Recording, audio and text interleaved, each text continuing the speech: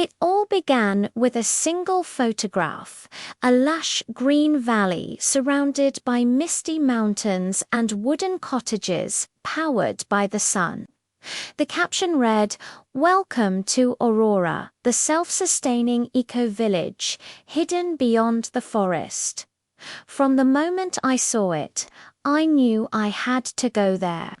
I had read countless articles about sustainability and green living, but I wanted to experience it firsthand.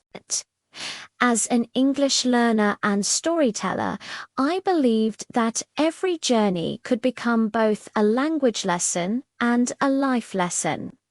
After several days of travel, my bus reached the edge of civilization, a small station where concrete roads gave way to dirt paths. From there, I walked for hours, guided by a narrow trail and the sound of running water. My backpack was heavy, and the air grew cooler as I climbed. Finally, through the fog, I saw the first glimpse of Aurora wooden houses with green roofs, wind turbines turning slowly, and smiling people who seemed perfectly at peace. A woman in her 40s greeted me at the entrance. "You must be the visitor from the city," she said warmly. "I'm Leona, one of the coordinators here. Welcome to Aurora." Her voice carried the calm confidence of someone who had found balance in life. She led me through a garden overflowing with vegetables and herbs. "Everything you see here," she explained, "was built by the community. No machines, no pollution. Just cooperation and patience." I was amazed. The air smelled of rain and fresh soil, and everywhere I looked, there were signs of harmony between people and nature. Solar panels covered rooftops, and water flowed through bamboo pipes. Even waste was carefully sorted and transformed into compost or biofuel. As we walked, Leona explained the village's philosophy. "We believe sustainability isn't just about technology, it's about relationships. Every person here contributes to the cycle of life. What we take, we give back." That evening, I joined the villagers for dinner. We sat around a long wooden table lit by handmade candles. The food was simple but delicious. Fresh vegetables, homemade bread, and herbal tea. There was laughter, quiet conversation, and music played on wooden flutes. For the first time in months, I felt completely disconnected from the noise of the modern world, yet deeply connected to the people around me. The next morning, I decided to help with the daily tasks. My group was responsible for maintaining the irrigation system. We worked together to clean the water channels that brought fresh mountain water to the fields. As we worked, an older man named Tomas told me, "Water is the lifeblood of this place. If we take care of it, it takes care of us." His English was simple but poetic, a reminder that language is not only about grammar, but also about emotion. Every sentence he spoke carried wisdom born from experience. Later, I interviewed Leona for my English learning project.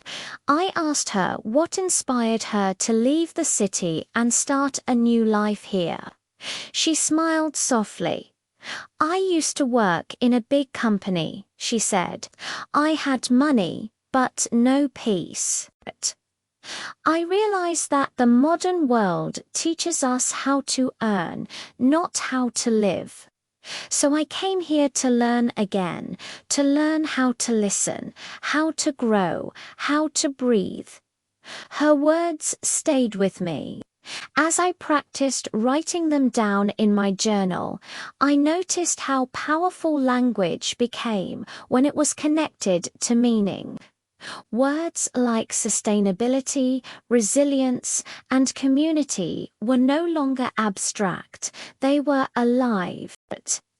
On the third day, I joined the villagers in a tree planting ceremony. Every new member planted one tree as a symbol of commitment to the earth. When it was my turn, I placed a young sapling into the soil and whispered a quiet promise to live more thoughtfully, to learn continuously, and to share stories that inspire others to care for our planet.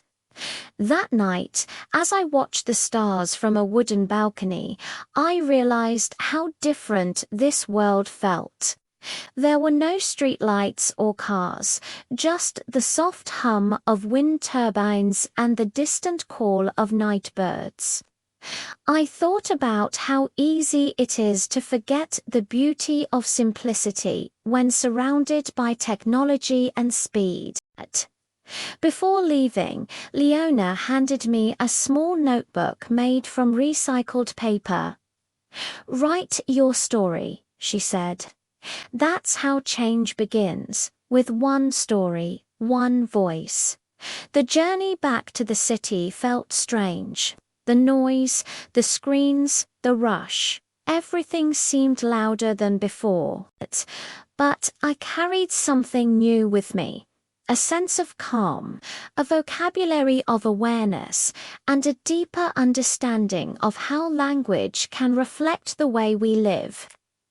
When I began writing my story, I realized that journey to the remote eco-village was not only a story about environmental living, it was about human connection, mindfulness, and learning. I used English to describe emotions that once felt too complex to explain.